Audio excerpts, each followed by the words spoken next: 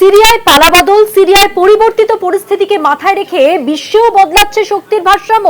এই প্রশ্নই কিন্তু ঘুরে ফিরে আসছে। বিশ্বে কি আমরা দেখছি গণতন্ত্রের ঐতিহাসিক পিছুহটা? বাশার আল আসাদ আমলের শেষ প্রতিরক্ষাও ভেঙে পড়ল আল কায়দা ঘনিষ্ঠ মৌলবাদী সংগঠনের হামলায়। 2011 সালে সিরিয়ায় আরব বসন্ত নামে বিখ্যাত সংগ্রামে আসাদের বিরুদ্ধে আন্দোলনে নেমেছিল গণতান্ত্রিক জনতা। সেবার নিষ্ঠুর হাতে আসাদ দমন করেছিলেন সেই আন্দোলনকে। গণতান্ত্রিক প্রতিবাদও ভেঙে চুরমার হয়ে গিয়েছিল।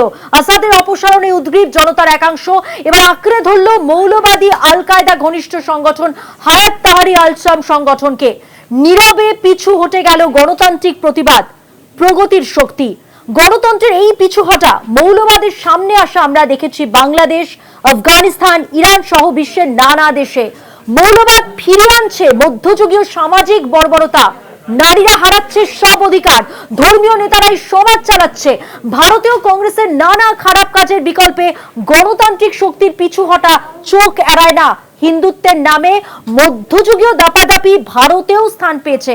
এবার প্রশ্ন উঠছে, কোথায় যাচ্ছে বিশ্ব? কোথায় পাবো গণতন্ত্র? স্বাধীনতা, সাম্যের অধিকার কোথায় পাওয়া যাবে? এই সমস্ত কিছু নিয়ে আলোচনা করব। নিউজরুম থেকে সরাসরি রয়েছেন আমাদের পলিটিক্যাল এডিটর আশিস চট্টোপাধ্যায়। আশিস দা, যে প্রশ্ন বারবার উঠছে সেক্ষেত্রে একটা জিনিস তো ঘটনা, গণতন্ত্র বিপন্ন, গণতন্ত্র সংকটে। দেখো, সিরিয়ার যে ঘটনা আমরা দেখতে পাচ্ছি তার সর্বশেষ পরিস্থিতিটা এরকম যে আসাদ পালিয়েছেন, সেটা তুমি আগেই বলেছ। আসাদ এবং তার পরিবার পরিজন, সে অনেক 100 না 200 কি জানি পরিবার পরিজন নিয়ে বিমান উড়েছিল, একটি বা একাধিক বিমান। একটি অসমর্থিত সূত্রে খবর পাওয়া যাচ্ছে বিমানটি ওড়ার পরেই বিমানটি দ্রুত পড়ে যেতে দেখা যায়। হয়তো বিমানকে গুলি করাও হতে পারে। যদি তা না হয়, আসাদ হয়তো ইউনাইটেড আরব এমিরেটসে গিয়ে আশ্রয়ে প্রার্থনা করেছেন।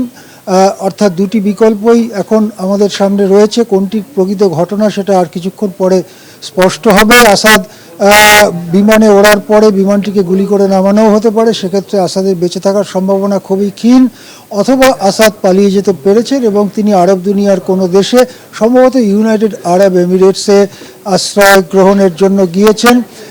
এই অবস্থায় আমরা শুনতে পাচ্ছি দামাস্কাসে দাপিয়ে বেড়াচ্ছে মৌলবাদী শক্তি।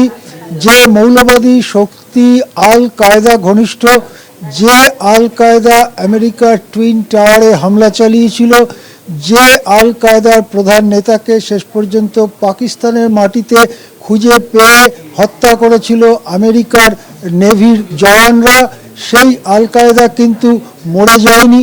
সেই আল কায়দা বিশ্ব জুড়ে হাইড্রার মতো, অক্টোপাসের মতো তার টেন্টাকলস ছড়াচ্ছে এবং সিরিয়ার ঘটনায় আমরা সেই জিনিসটাই দেখতে পাচ্ছি। আমরা যেটা মধুবন্তী তুমি বললে যে আমরা বিশ্বের দিকে দিকে সাম্প্রতিক সময়ে যে পরিবর্তনগুলো দেখতে পাচ্ছি তার বেশিরভাগ ক্ষেত্রেই কিন্তু গণতন্ত্র পিছু হটে যাচ্ছে। আমরা যে ঘটনা, আফগানিস্তানের ঘটনা, সেখানে আমরা একই জিনিস দেখেছি। তালিবানের হাতে সে দেশের ক্ষমতা চলে গেছে। নারীরা তাদের সম্পূর্ণ অধিকার হারিয়েছে, এমনকি শিক্ষার অধিকারও হারিয়েছে। নারীরা ঘরের বাইরে বোরখা না পরে বেরোতে পারেন না, ইত্যাদি ইত্যাদি ব্যাপার। বাংলাদেশে আমরা দেখলাম যে শেখ হাসিনার নিশ্চয়ই কিছু খারাপ কাজও ছিল, শেখ হাসিনার ডিকটেটোরিয়াল স্বৈরতান্ত্রিক কাজকর্মও ছিল, শেখ হাসিনা বিরোধীদের ওপরে দমনপীড়নও চালিয়েছিলেন। কিন্তু শেখ হাসিনাকে অপসারণের জন্য যে শক্তি দানা বাঁধল সেটা কিন্তু গণতান্ত্রিক শক্তি নয়। যারা কয়েক বছর আগেও ঢাকা অবরোধ করে গণতন্ত্রকে ঊর্ধ্বে তুলে ধরেছিল, কোথায় গেল সেই ব্লগাররা? কোথায় গেল সেই ছাত্র যুবরা? সামনে কারা এলো? বৈষম্য বিরোধী ছাত্র আন্দোলনের নামে মৌলবাদী শক্তি। তারা আজকে মোহাম্মদ ইউনূসকে সামনে রেখে দেশটাকে দখল করেছে, পেছন থেকে চালাচ্ছে মৌলবাদী জামাত, বিএনপি এবং সেনাবাহিনী। বাংলাদেশে এই ঘটনা আমরা দেখলাম। এর সঙ্গে সিরিয়ার ঘটনাবলী মিলালে কিন্তু দেখা যায় যে অনেক সিমিলারিটি রয়েছে, একই রকম দেখতে। যখন 2011 সালে আরব বসন্তের আন্দোলন হয়েছিল, কি বিপুল সে আন্দোলন, সে আন্দোলনে কত ফুল ফুটেছিল, শত ফুল বিকশিত হয়েছিল সে আন্দোলনে, কিন্তু সে আন্দোলন ছিল নিরস্ত্র, সে আন্দোলন ছিল মানুষের কবিতার প্রতিবাদ, মানুষের গানের প্রতিবাদ, মানুষের স্ট্রিট থিয়েটারের প্রতিবাদ। সেই প্রতিবাদকে বেয়নেটের খোঁচায় আর উত্তপ্ত শীষের টুকরো বুলেট তার আঘাতে চূর্ণ বিচূর্ণ করে দিয়েছিলেন এই আসাদ এবং তার সরকার। তারপরে পিছু হটে গেল গণতন্ত্র।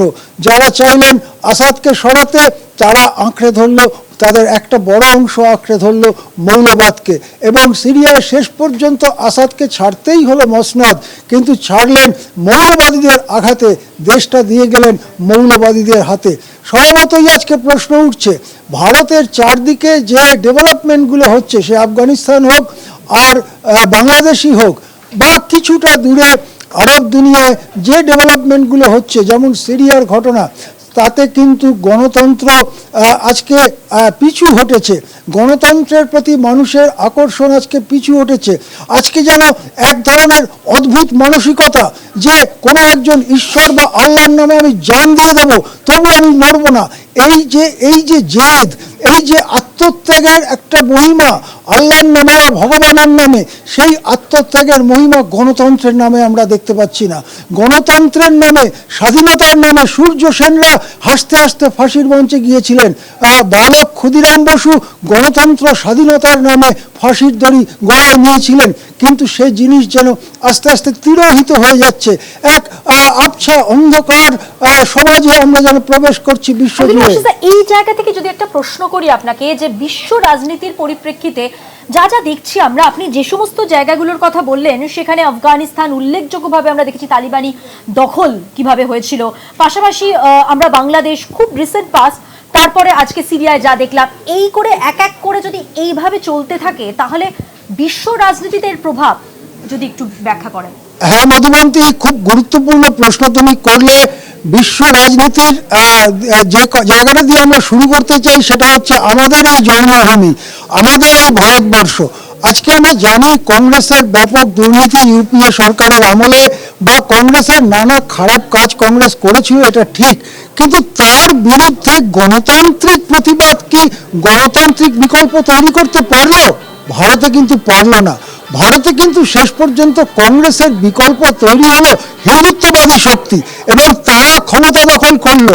আজ 10-11 বছর ধরে তারা ক্ষমতায় রয়েছে, এবারে তাদের গরিষ্ঠতা কমলেও তারাই কিন্তু ক্ষমতায়। সুতরাং ভারতেও কিন্তু এই গণতান্ত্রিক প্রগতিশীল বাম রাজনীতির পিছু হটার সাক্ষী আমরা রয়েছি গত 1 দশক ধরে।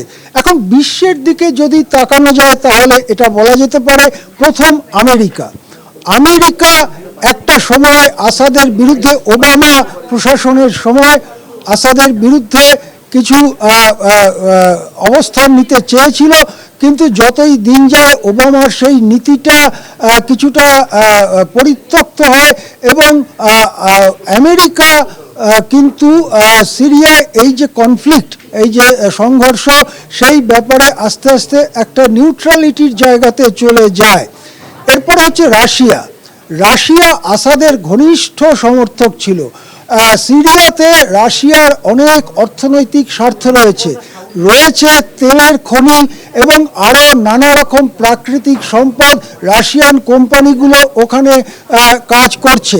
সুতরাং আসাদকে সেই কারণে রাশিয়ান আর্মি, রাশিয়ার রাজনীতিকরা সমর্থন জুগিয়েছিলেন, কিন্তু যতই দেখা যেতে থাকলো যে আসাদের অবস্থানটা খুবই নড়বড়ে হয়ে গেছে, গত 2-3 মাসে আমরা যেটা দেখলাম যে রাশিয়া তেমনভাবে আর আসাদের সপক্ষে এলেন না।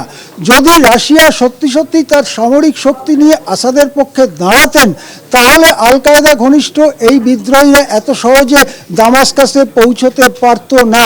সুতরাং রাশিয়াও শেষ দিকে একটা নিউট্রালিটির অবস্থান নিয়েছে। এবারে যারা এলেন তারা কীরকম? আমরা জানি আল কায়দা মূলগতভাবে আমেরিকা বিরোধী, এবং আল কায়দা মূলগতভাবে ইসরায়েল বিরোধী। ইতিমধ্যে গোলান হাইটসে ইসরায়েলের সঙ্গে এবং রাষ্ট্রসংঘের বাহিনীর সঙ্গে এই বিদ্রোহীদের একটা অংশের সশস্ত্র লড়াইয়ের খবর আমরা পাচ্ছি।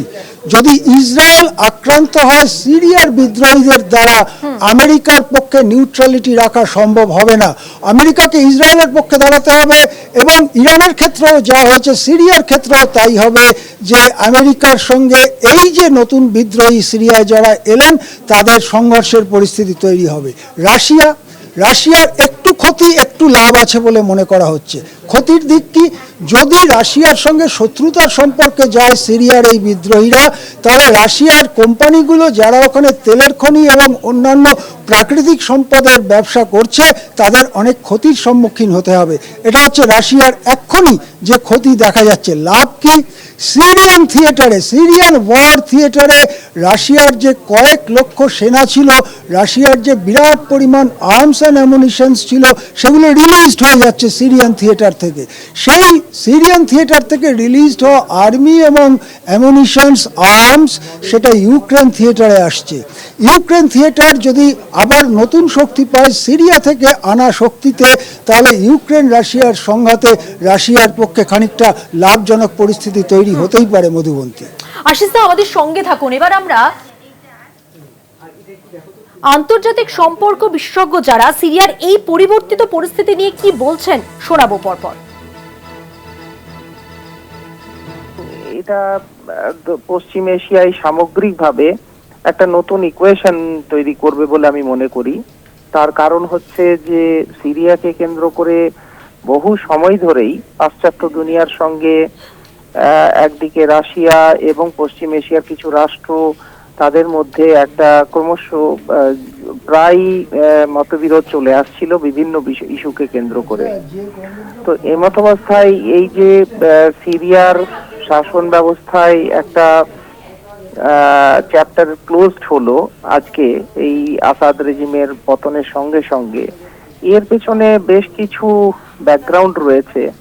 এবং সেই ব্যাকগ্রাউন্ডের মধ্যে একদিকে আমরা দেখছি যে রাশিয়া ইউক্রেন ওয়ারের সঙ্গে যুক্ত থাকার ফলে সিরিয়ায় যে আসাদ রেজিমটা ছিল তারা কিন্তু সেরকম কোনো সমর্থন সেভাবে পেয়ে উঠতে পারেনি রাশিয়া থেকে।